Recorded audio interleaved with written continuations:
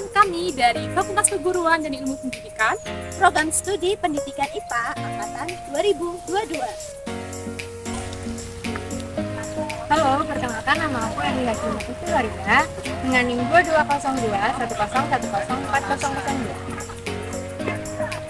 Hai, nama aku Nurlaini Arida dengan NIM 22021010408. Hai, aku Zafira dengan NIM 220210104021. Halo, perkenalkan nama aku Desi Diana dengan NIM 2202110104055.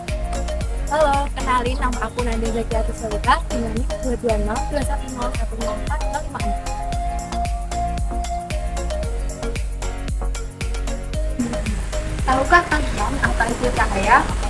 Kenapa cahaya dapat menerangi keadaan sekitar? Cahaya merupakan salah satu bentuk gelombang elektromagnetik. Artinya, cahaya dapat merambat tanpa adanya medium perantara. Salah satu contohnya yaitu cahaya matahari.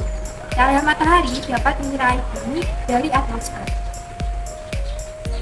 Sifat-sifat cahaya diantaranya adalah dapat diteruskan, dapat menembus benda bumi, dapat dipantulkan atau refleksi, dapat dibiaskan atau refleksi. Untuk mengetahui lebih lanjut mengenai sifat-sifat cahaya, simaklah video berikut ini. Sifat cahaya yang pertama yaitu cahaya dapat menembus benda bening. Fenomena ini dapat kita lihat ketika kita membuka gorden jendela. Pada saat itu, cahaya yang dari luar masuk ke dalam ruangan dan menembus kaca yang merupakan suatu benda bening. Hal ini dapat terjadi karena benda bening mampu meneruskan cahaya. Sifat cahaya yang kedua adalah cahaya dapat merambat lurus, di mana cahaya melewati satu medium perantara yang memiliki partikel sama atau setara. Contoh dari sifat cahaya dapat merambat lurus dapat dilihat dari fenomena sehari-hari, yaitu saat menggunakan proyektor, di mana proyektor dapat menghasilkan cahaya yang melewati satu medium, sehingga cahaya dapat merambat lurus.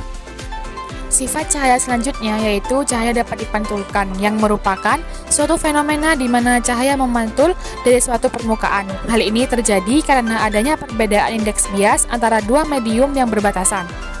Seperti yang kita lihat pada video tersebut, ketika cahaya jatuh pada permukaan cermin, maka cahaya tersebut dipantulkan secara teratur dan terjadi pantulan yang jelas.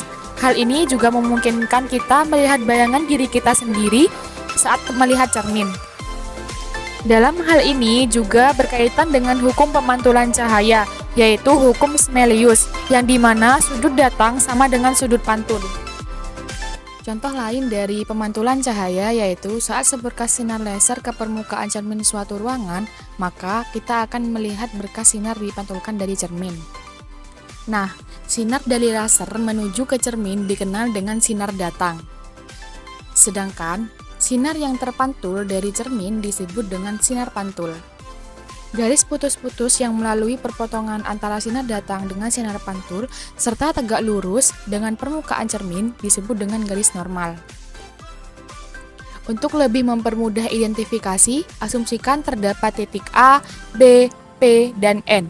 Garis AP merupakan sinar datang, garis BP merupakan sinar pantul, dan garis BN merupakan garis normal. Selain itu, sudut yang terbentuk antara sinar datang dengan garis normal merupakan sudut datang. Sedangkan sudut yang dibentuk pada sinar pantul dan garis normal merupakan sudut pantul. Selain sifat cahaya yang dapat menembus benda bening, merambat lurus, dan dapat dipantulkan, cahaya juga dapat dibiaskan. Fenomena ini dapat kita amati saat gelas yang berisi sedotan kita tuangkan air ke dalamnya, maka sedotan tersebut akan terlihat patah. Ini bisa terjadi karena adanya pembiasan cahaya. Pembiasan cahaya merupakan peristiwa pembelokan arah rambat cahaya yang bisa terjadi ketika cahaya yang melewati suatu bidang batas antara dua medium yang berbeda. Saat sinar datang dari medium renggang ke medium rapat dengan sudut tertentu, akan dibelokkan mendekati garis tegak lurus bidang batas antara udara dan air, atau dapat dikatakan cahaya melewati dua medium dengan kecepatan yang berbeda. Proses pembiasan cahaya ini dapat dianalisis ketika sinar laser yang diarahkan ke permukaan benda bening akan terlihat berkas sinar dibiaskan melalui benda bening. Nah, sinar dari laser menuju benda bening dikenal sebagai sinar datang, dan sinar yang melalui benda bening dikenal sebagai sinar bias. Dan garis putus-putus yang berada di antara sinar datang dan sinar bias serta tegak lurus terhadap benda bening dikenal sebagai garis normal. Untuk mempermudah identifikasi, asumsikan di sana terdapat titik A, P, R, dan N, di mana garis AP merupakan sinar datang, garis PR merupakan sinar bias, dan garis PN merupakan garis normal. Selain itu, sudut yang dibentuk oleh garis sinar datang dan garis normal disebut sudut datang.